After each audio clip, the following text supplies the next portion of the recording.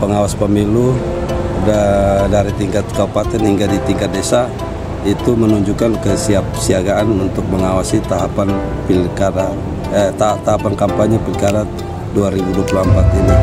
Dan hari ini kita mendorong juga dengan maksud untuk mendorong Panwaslu kecamatan dan desa serta kelurahan untuk membekali diri dengan berbagai peraturan perundang-undangan yang berkaitan dengan kampanye.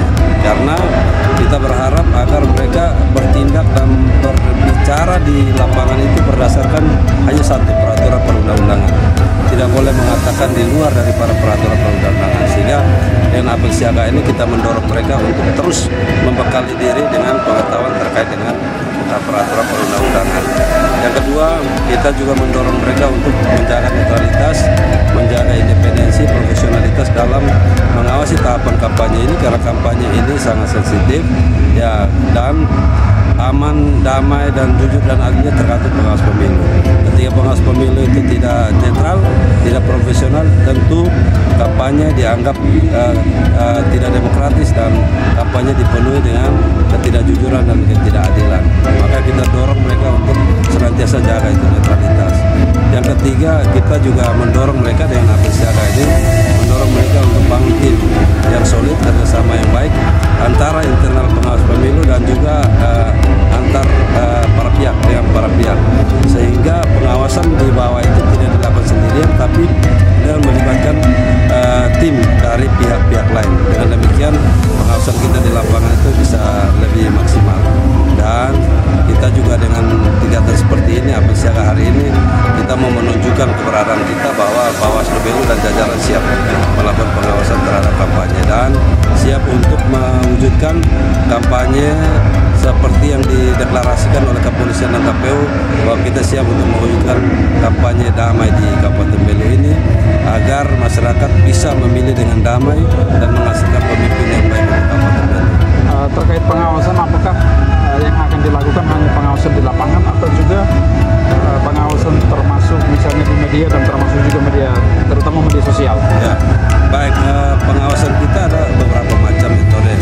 Yang pertama, kita lakukan biasanya kita lakukan koordinasi himbauan kepada para pihak, terutama partai politik, pasangan calon dan tim kampanye untuk tetap patuh pada peraturan perundang-undangan.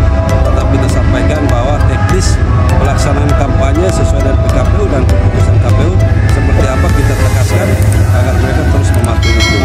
Yang kedua, juga kita lakukan kegiatan-kegiatan sosialisasi kepada kepada masyarakat untuk mendorong mereka berpartisipasi aktif dalam mengawasi tahapan kampanye agar dengan keterlibatan mereka kita bisa meminimalisir potensi-potensi pelanggaran yang akan terjadi.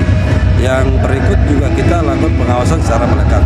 Setiap kegiatan kampanye, bentuk kampanye apapun yang dilakukan oleh tim kampanye dan pasangan calon, Bawaslu ada di sana untuk memastikan bahwa kampanye itu sesuai dengan prosedur dan tetap mematuhi, tidak melakukan larangan-larangan terhadap kampanye. Jadi kita memastikan betul bentuk, jenis, waktu, dan materi kampanye itu disampaikan sesuai dengan ketentuan peraturan perundang-undangan, sehingga pengawas pemilu itu secara melekat ada di lokasi itu, dan mereka kita dorong untuk berada di lokasi sebelum kegiatan itu dimulai. Kemudian selain itu juga kita berusaha bekerjasama dengan teman-teman media untuk mempublikasikan kegiatan-kegiatan pengawasan dan juga hal-hal yang berkaitan bisa mendorong partisipasi masyarakat.